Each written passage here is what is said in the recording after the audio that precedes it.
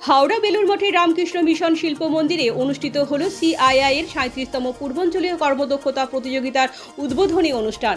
এই অনুষ্ঠানে উপস্থিত ছিলেন পশ্চিমবঙ্গ সরকারের প্রতিমন্ত্রী ভাস্কর ভট্টাচার্য। তিনি বলেন, শিল্প উন্নয়ন ও দেশের অগ্রগতির জন্য দক্ষ মানব সম্পদ গড়ে তোলা অত্যন্ত গুরুত্বপূর্ণ।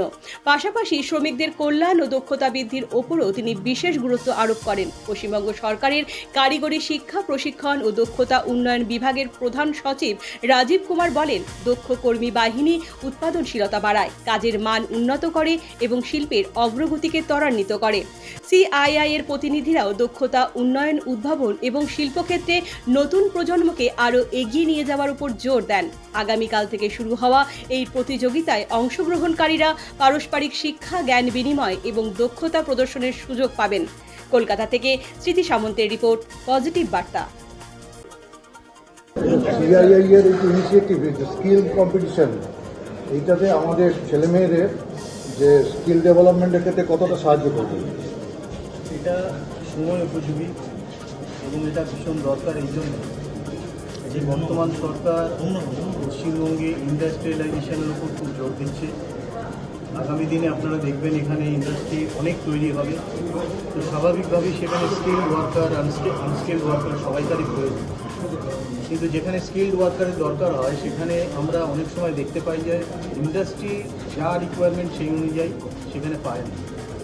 তো সেই হিসেবে এই যে ট্রেনিং সেন্টার এবং ট্রেনিং যে ব্যবস্থাটা এবং তার সঙ্গে সঙ্গে আজকে যে কম্পিটিশান, এটা অ্যাকচুয়ালি কম্পিটিশান আমি বলবো না, এটা আমি বলবো যে তাদের যে ট্রেনিংটা হলো তারা কতটা সাকসেসফুল হলো তারা নিজেরা তাদের ইভ্যালুয়েট করতে পারবে এবং এটা অনেক বেশি তাদেরকে আরও এগিয়ে যাওয়ার জন্য উদ্বুদ্ধ করবে। আগামী দিনে যারা ইন্ডাস্ট্রিয়ালিস্ট আসবেন, এখানে ব্যবসায়ীরা আসবেন, তারা তাদের নিজেদের পছন্দ মতো নিজেদের ইন্ডাস্ট্রিতে কোন জায়গায় কাকে দরকার সেই জায়গার সেই মানুষকে তারা খুঁজে পাবেন, তাদের আর আলাদা করে বেশি দৌড়তে হবে। তো এটা একটা খুব ভালো ব্যবস্থা এবং it's a good for the present situation. এটা তো সিআইআই একটা ইন্ডাস্ট্রির দিক থেকে একটা ইনিশিয়েটিভ, গভর্নমেন্টের দিক থেকে এরকম আমাদের ছেলেমেয়েদের যারা এই মুহূর্তে যারা পড়াশোনা করছে তাদের স্কিল ডেভেলপমেন্টের জন্য বা অন্যান্য ট্রেনিংয়ের ক্ষেত্রে কী চিন্তাভাবনা করা হয়? গভর্নমেন্ট ডেফিনেটলি চিন্তাভাবনা করছে বলেই আজকে এগুলো এত প্রাধান্য পাচ্ছে। নইলে হয়তো এগুলোকে প্রাধান্যই দেওয়া হতো না। যারা এটা চেষ্টা করছেন তারাই হয়তো পিছিয়ে যেতেন।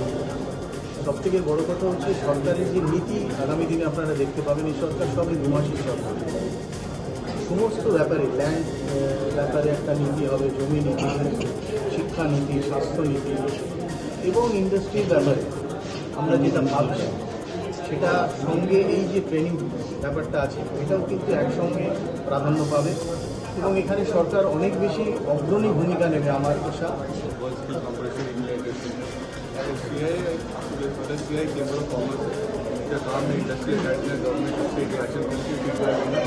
और जो एक्टिविटीज़ करना ताकि स्टेट का इंडिया का डेवलपमेंट हो, उसमें ये इवेंट आज का जैसे डेवलपमेंट इसमें काफ़ी पार्टिसिपेंट आए हैं, काफ़ी इंडस्ट्री से आए हैं।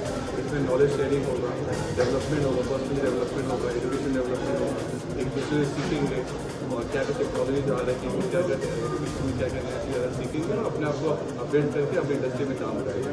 जो आप लोग बोलते हैं कि गैप है, इंडस्ट्री में गैप है, उसको कम करने का चेष्टा होगा। আপনারা দেখছেন পজিটিভ বার্তা platform. Think positive, be positive.